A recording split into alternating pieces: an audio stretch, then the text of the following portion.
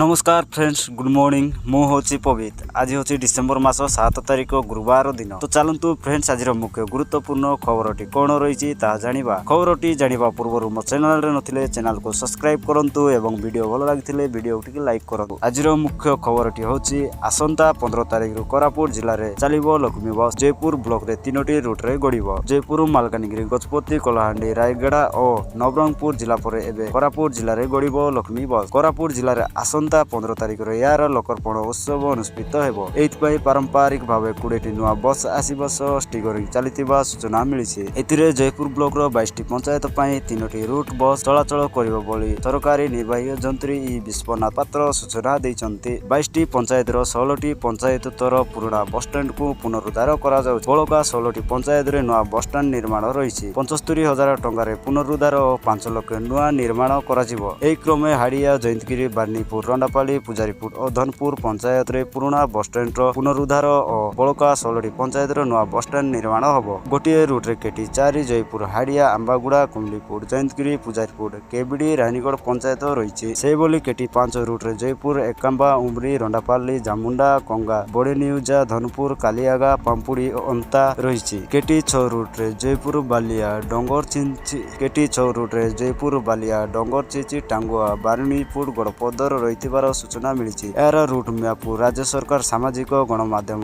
जारी करिसंती या नै राज्य स्तर जिला आरटीओ डीटीएम सबु ब्लॉक रो वीडियो सरकारी निर्वाही जंत्री आदि को नै वीडियो कॉन्फ्रेंस अनुष्ठित होइतिबार सूचना मिली।